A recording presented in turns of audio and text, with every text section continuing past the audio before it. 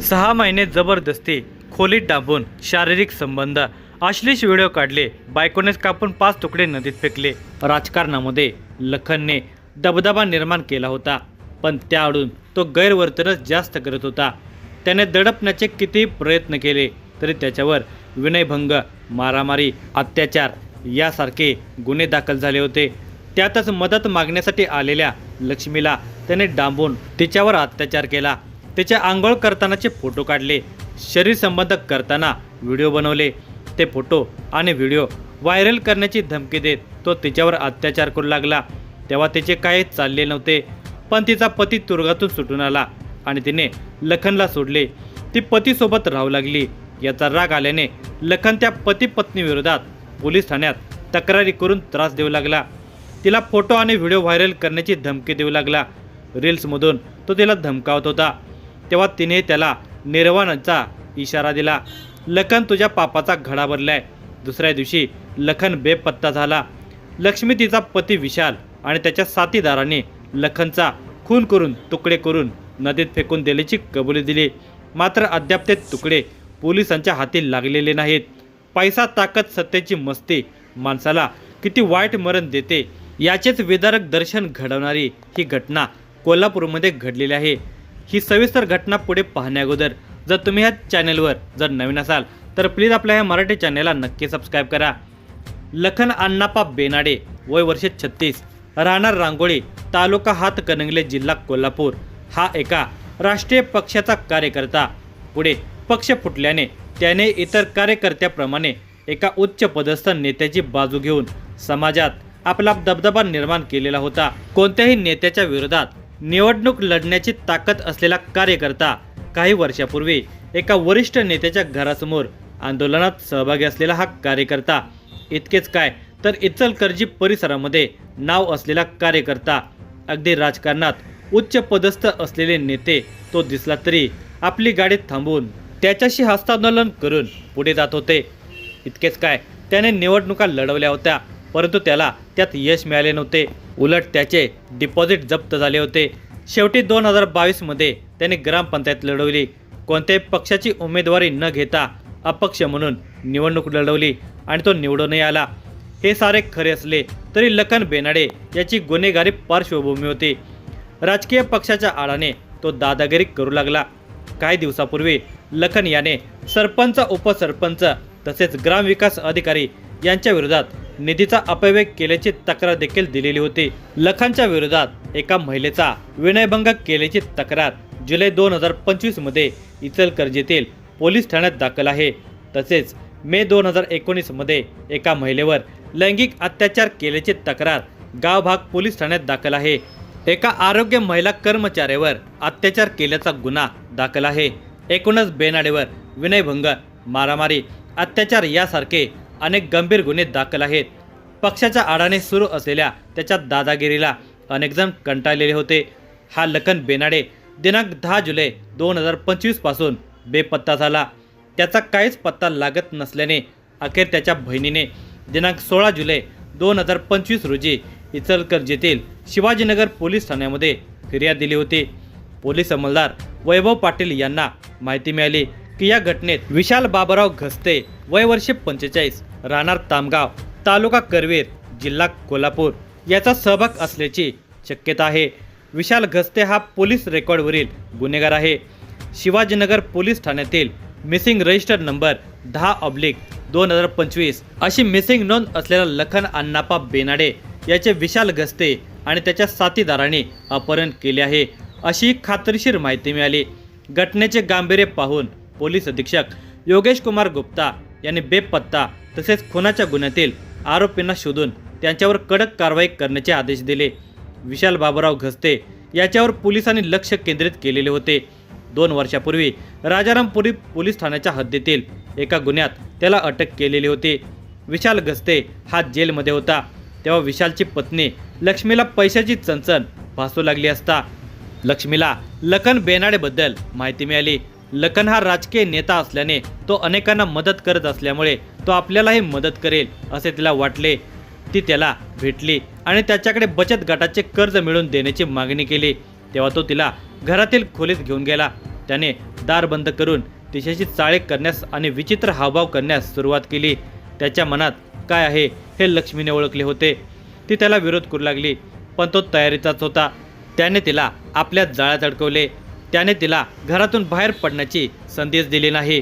तेथेच त्याच वेळी त्याने तिच्या इच्छेविरुद्ध तिच्याशी शरीर संबंध ठेवला। पती तुरुंगात गेलेला आणि लखनने अत्याचार केलेला, आता तिला काय करावे हेच तिला समजत नव्हते। तिची अगतिकता लखनने ओळखलेली होती। त्याने तिला धमकी देऊन तिथेच राहण्यास भाग पाडले। जणू तिला गुलामच करून त्याने तिला डांबून ठेवले आणि तो तिच्यावर अत्याचार करत राहिला। ती आंघोळीला गेली असता त्याने तिचे चोरून फोटो काढले। तसेच तो शरीर संबंधात ठेवतानाचे शूटिंग करत असे। तिचे ते फोटो आणि व्हिडिओ हे दोन्ही तिच्या विरोधात त्याच्या हातातील शस्त्रच होते। तिने पळून जाण्याचा प्रयत्न केल्यास किंवा त्याच्या विरोधात वागण्याचा प्रयत्न केल्यास हे सर्व फोटो आणि व्हिडिओ व्हायरल करण्याची धमकी त्याने दिलेली होती। आता लक्ष्मीपुरती लखनच्या जाळ्यात अडकली होती। लक्ष्मीला तो वारंवार मानसिक आणि शारीरिक त्रास देत असे। पाहता पाहता वर्ष झाले। लखन आणि लक्ष्मी इचलकरंजी येथे एका भाड्याच्या खोलीत राहत होते। लखन सर्वांना आपण 2024 मध्ये लक्ष्मीशी लग्न केल्याचे सांगत असे। आपण दोघे पती पत्नी आहोत असे सांगत असे। दरम्यान विशाल घसते हा कारागृहातून सुटला। तो घरी परतल्याची खबर लक्ष्मीला मिळाली। आता लखनच्या त्रासातून आपला नवराच आपली सुटका करणार असा विश्वास तिला वाटला होता। कोणताही विचार न करता ते बेनाडेच्या घरातून पळून गेली। ती पती विशाल घसते याच्या समवेत राहू लागली। आपल्याला सोडून लक्ष्मी गेली याचा लखनला राग आला। त्याला मात्र लक्ष्मी आपल्यासोबतच पाहिजे होती, म्हणून त्याने विशाल आणि लक्ष्मी या पती पत्नी विरोधात वेगवेगळ्या पोलीस ठाण्यामध्ये तक्रारी करण्यास सुरुवात केली। त्यांना विविध गुन्ह्यात अडकवून मानसिक त्रास द्यायला सुरुवात केली। लखन याने इचलकरंजी पोलीस ठाण्यात लक्ष्मी विरोधात तक्रार दाखल केली। तसेच शाहूपुरी पोलीस ठाणे, कोडोली, मिरज, सातारा येथे देखील तक्रारी दिल्या। त्याने बागल चौकात बोलावून 7.5 लाख घेऊन आपल्याला मारहाण केल्याचे, तसेच सोबत यायचे असेल तर 3 लाख मागते अशी तक्रार दिली होती। या त्रासाला लक्ष्मी आणि विशाल हे वैतागून गेले होते। तो काही आपल्याला सुखाने जगू देणार नाही याची जाणीव त्यांना झालेली होती। लक्ष्मी आणि लखन हे दोघे सोशल मीडियावर रील्स आणि पोस्ट टाकत असत। यामध्ये इंस्टाग्राम आणि फेसबुकवर दोघे एकमेकांच्या विरोधात रील्स टाकत होते। तसेच लखनच्या त्रासाला वैतागलेले स्त्री पुरुषही त्याच्या विरोधात क्लिप टाकत होते। लखन तुझ्या पापाचा घडा भरलेला आहे अशी उघड धमकी लक्ष्मीने रील्समधून दिलेली होती। लखनही तिला रील्समधूनच धमकावत होता। गुरुवार दिनांक 10 जुलै 2025 रोजी शाहूपुरी येथे लखन आलेला होता। त्याने लक्ष्मीला फोन लावला। तुझ्या विरोधातील तक्रार मागे घेतो, तू माझ्यासोबत चल असे त्याने तिला फोन करून सांगितले। तेव्हा ती त्याला तू तिथेच थांब, मी आले असे सांगून काही वेळातच तिथे पोहोचली। तिथे लखन एकटाच होता। तिला अंदाज आल्यानंतर तिने शाहूपुरी येथे विशालला बोलावून घेतले। आता विशाल आला तर भांडण होणार हे लखनने ओळखले। तू विशालला का बोलावलेस असे रागाने विचारत त्याने तिला मारहाण केली आणि तिथून पळून गेला। विशाल आला तेव्हा लखन पळून गेलेला होता। मारहाण झाल्याने चिडलेल्या लक्ष्मीने विशालला सांगितले की काही करून त्याला आजच संपवले पाहिजे। तिचे हे बोलणे ऐकून विशाल घसते याने त्याचे साथीदार आकाश उर्फ माया दीपक घसते, वय वर्ष 21, राहणार तामगाव, तालुका करवीर, जिल्हा कोल्हापूर, संस्कार महादेव सावर्डे, वय वर्ष 20, राहणार देवाळे, तालुका करवीर, जिल्हा कोल्हापूर, अजित उदय चुडेकर, वय वर्ष 29, राहणार राजकपूर पुतळा, जुना वाशीनाका, कोल्हापूर यांना बोलावून घेतले। त्यावेळी लखन सायबर चौक येथे होता। ही माहिती विशाल आणि त्याच्या साथीदारांना मिळाली। तसे ते त्याचा तवेरा कारमधून पाठलाग करू लागले। आपला पाठलाग होत आहे हे लखनच्या लक्षात येण्याआधीच विशालसह साथीदाराने त्याला शाहू टोल नाका येथे गाठले। त्याला अडवून जबरदस्तीने कारमध्ये बसवले। आता कार पुणे बंगळूर हायवेवरून कर्नाटक राज्याच्या दिशेने सुसाट वेगात धावू लागली। कारमध्येच लखनला तुफान मारहाण करण्यात आली। लक्ष्मीने दिलेल्या इशाऱ्याप्रमाणे खरोखरच लखनच्या पापाचा घडा भरल्याची जाणीव त्यालाही झालेली होती। पण या निर्दयी टोळक्याच्या हातून त्याची सुटका होणे शक्य नव्हते। ते त्याला घेऊन कर्नाटक राज्याच्या हद्दीत पोहोचले। त्याला संकेश्वर जवळील हिरण्यकेशी नदीच्या आधी एका मोकळ्या जागेत नेले। तिथे त्याच्यावर तलवार एडका चॉपरने सपासप वार करून त्याचा खून केला। त्यानंतर त्याचे हात पाय डोके शरीरापासून वेगळे करून एकूण शरीराचे 5 तुकडे करून वेगवेगळ्या पोत्यात भरले. तसेच सर्व शस्त्रे देखील एका पोत्यात भरून हिरण्यकेशी नदीत फेकून दिली. तिकडे लक्ष्मी जाळ्यात पुन्हा सापडत नाही म्हटल्यावर लखन बेनाडेने शाहूपुरी पोलीस ठाण्यात आपली लक्ष्मी गस्ते हिने फसवणूक केल्याची फिर्याद दिली होती. आपण दिलेले 12 तोळे सोन्याचे दागिने, वेळोवेळी घेतलेले उसने पैसे तिने परत न दिल्याबद्दल ही फिर्याद दिली होती. एवढेच नव्हे तर तिने परत आपल्यासोबत राहण्यासाठी यावे म्हणून रील्समधून लक्ष्मीला तो चेतावणी देत असे. लक्ष्मी देखील तिला रील्समधूनच प्रत्युत्तर करत असे. दिनांक 9 जुलै 2025 रोजी लक्ष्मीची शेवटची क्लिप असल्याने मिसिंगचा संशय लक्ष्मी गस्ते हिच्यावर बळावला. ही माहिती गुन्हे अन्वेषणचे पोलीस निरीक्षक रवींद्र कळमकर यांना मिळाल्याने पोलीस उपनिरीक्षक संतोष गळवे यांच्या पथकाला विशाल गस्ते आणि त्याच्या साथीदारांचा शहरात आणि आजूबाजूच्या परिसरामध्ये शोध घेण्यास सांगितले. पोलीस अंमलदार वैभव पाटील यांच्या माहितीनुसार विशाल गस्ते याचा शोध घेत असताना गस्ते हा उजळाईवाडी येथील अर्जंट कार वॉश सेंटरमध्ये आढळला. त्याला तिथून उचलला आणि त्याच्याकडे चौकशी केली असता त्याने सुरुवातीला उडवाउडवीची उत्तरे दिली.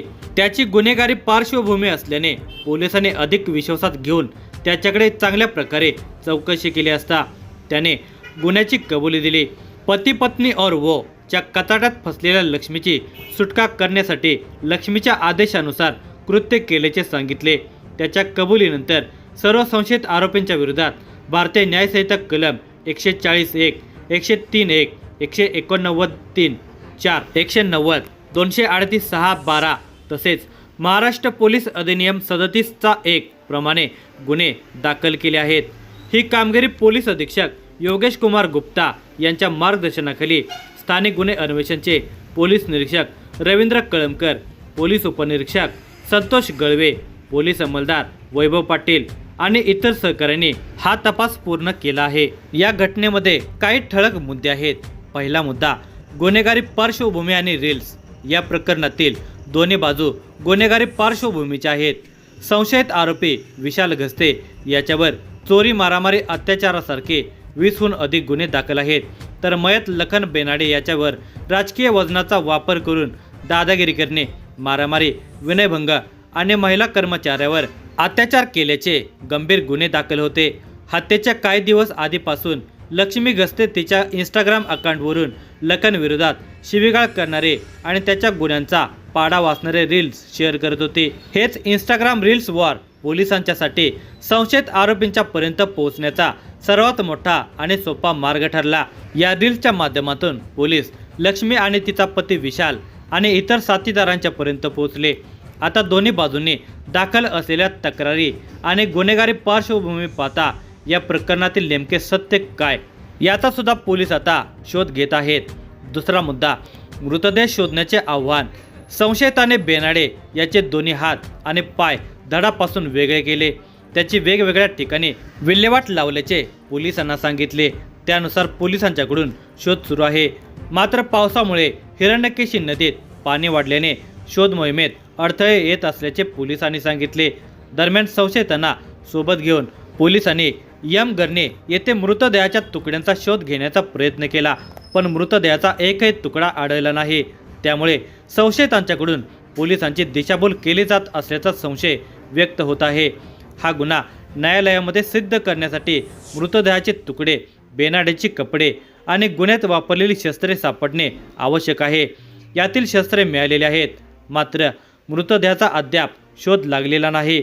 एकतर हिरण्यकेशी नदीत पाण्याचा प्रवाह जास्त असल्याने मृतदेह शोधण्यात अडचणी येत आहेत. यातच संशयितांच्याकडून उलटसुलट माहिती मिळत असल्यामुळे मृतदेह शोधण्याचे आव्हान आता निर्माण झालेले आहे. तिसरा मुद्दा, अनेकांची धरपकड.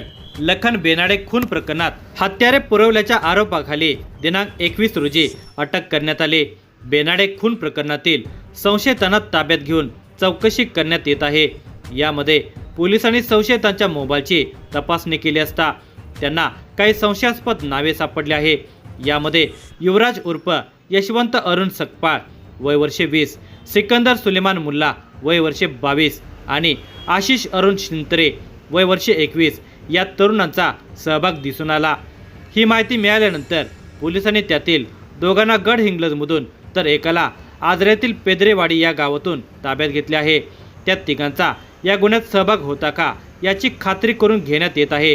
त्यानंतर त्या तिघांना अटक करण्यात येईल। या गंभीर गुन्ह्याचा पुढील तपास आता पोलीस करत आहेत।